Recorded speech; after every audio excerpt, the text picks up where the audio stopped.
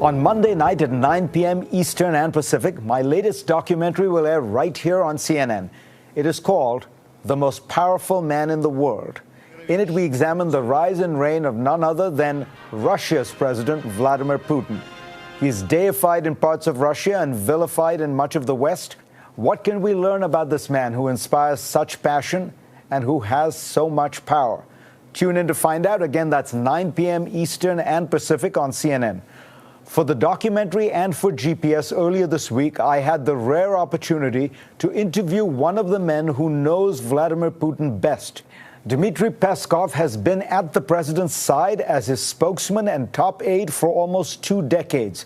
It is an almost unique opportunity to hear a senior Russian official offer the Kremlin side of the controversies that have been roiling the White House and the world.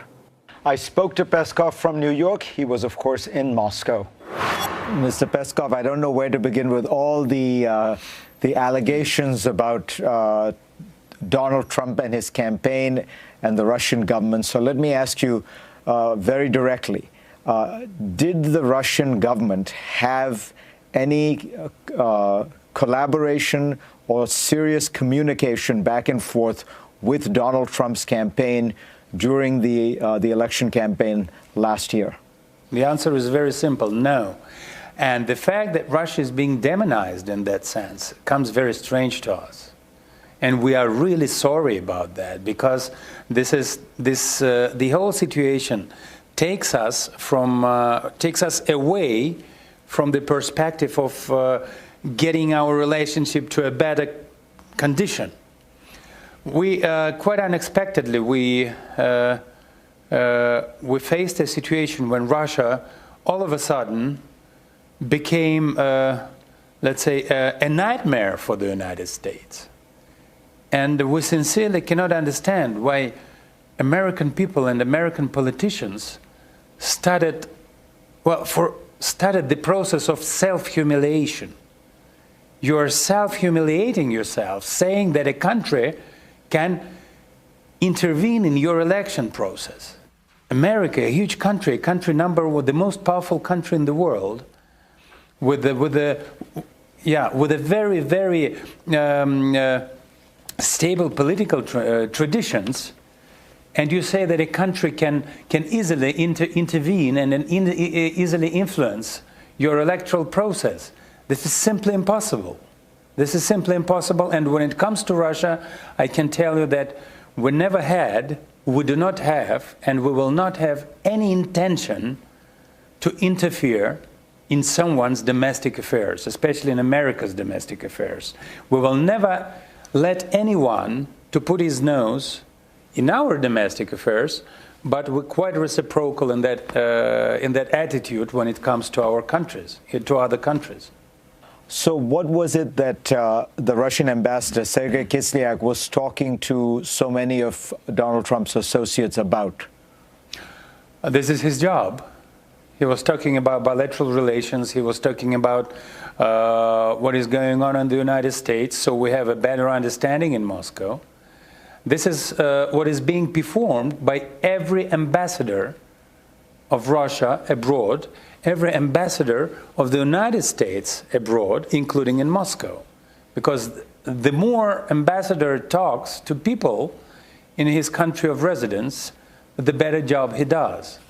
Did he have similar meetings with Clinton campaign officials? Because I don't know of any.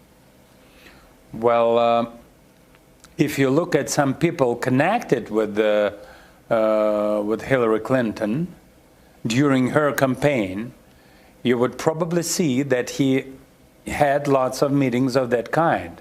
But there were no meetings about electoral process. There was in no way it should be perceived as interference in electoral process.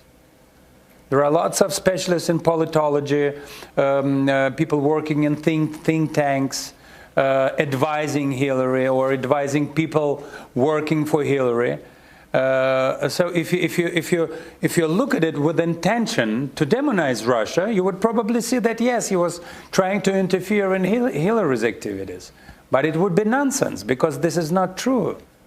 But isn't it fair to say that Mr. Putin did not warm to Hillary Clinton, and he accused her of meddling in Russia's internal affairs during the 2011-2012 campaign for his own presidency?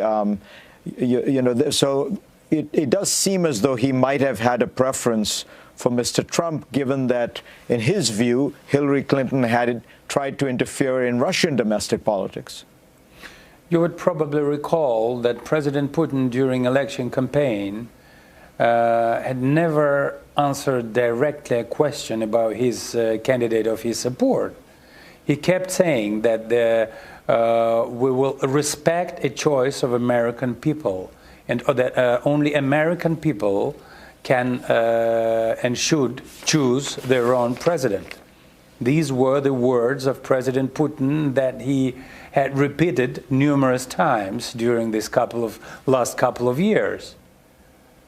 But of course, if you ask him whether he had mentioned the then candidate Donald Trump, I will answer you, yes, he had. Why? The candidate Hillary Clinton was quite negative about our country in her attitude and in her program, declaring Russia being nearly the main evil in the world and the main threat for the United States.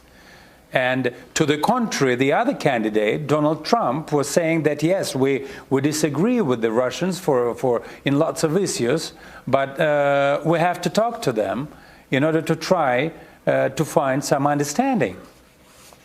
Whom would you like better? The one who says that Russia is evil, or the one who says that, yes, we disagree, but let's talk to understand and to try to find some points of agreement? Well, of course, public opinion would like the other one. It's quite natural. It's quite natural, but that doesn't mean in no way that Russia has interfered in the electoral process. So what do you make of the fact that every intelligence agency in the United States, as you know, they rarely agree on anything, and all 16 of them say that they have high confidence that Russia tried to alter the outcome of the elections in the United States? Well, we don't know what's the reason for these words. We've never seen any evidence, and we've never heard something trustful. What we have seen and open a public part of a report by one of the agencies, special agencies of the United States, and I would humbly say that it's not a paper of a high quality in terms of being really trustful. Next on GPS, from the election of Trump to his presidency, what does President Putin make of President Trump? And when will the two meet face to face? Dmitry Peskov will tell us all when we come back. And we are back with our exclusive with Dmitry Peskov. He is spokesman, top aide, and confidant of Vladimir Putin. What do you and what does Mr. Putin make of the first few weeks of the Trump administration?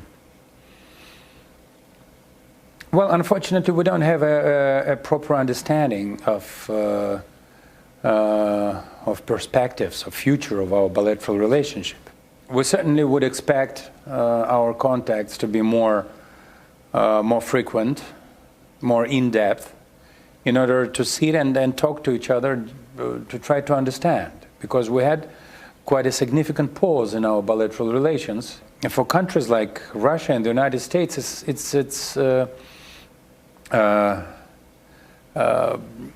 unpardonable not to be in dialogue, especially against this amount of regional and global problems that we have. And instead of trying to unite our efforts in solving those problems, we were losing potential by blaming everything on earth on each other. When President Putin spoke with President Trump, what was his reaction? What did he think of President Trump? Well, actually, it was quite promising. he's very pragmatic. I mean, President Trump. He's not hiding. He's not hiding the fact that he disagrees in lots of things with Russia, but he's quite enough pragmatic enough to say that. But we have to talk, and we have to be in a dialogue. We have to compare our positions in order to find some common ground. And having some dead ends in our relationship, he says that there are some issues that we cannot agree upon, that we'll never be able to agree upon with you, with the Russians. But at the same time, he says that we have to come together and start our dialogue. And unfortunately, we don't have a better understanding of on when this dialogue can start. Does the Russian government hope that President Trump will be willing to consider relaxing or overturning entirely the Western sanctions against Russia that were put in place in the wake of the Ukrainian crisis? President Trump has certainly said some things that suggested he might be willing to weaken the sanctions. It was never on the agenda until now. And Russia will never initiate putting this issue on the agenda. Those were the words of President Putin, and he said that we're not going to touch this issue. As soon as you are ready and as soon as you are willing, because you initiated those sanctions, then you will put it on the agenda by yourselves. But we are not going to be the first. Do you now worry, Mr. Peskov, that in the climate that exists now in the United States, in Washington, 65% of Americans want a special prosecutor to look into the issue of Russia's connections with the Trump campaign? In that environment, do you worry that it would be very difficult for the Trump administration to have a cooperative relationship with Russia? Yes, we do worry.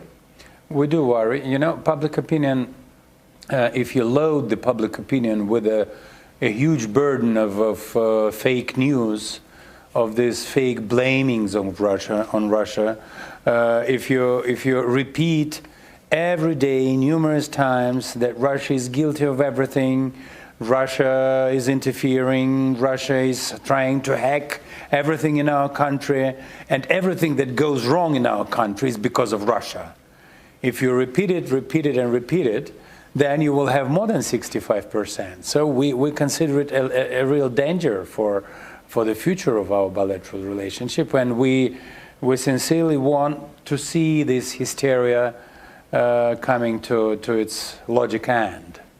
Better sooner than later.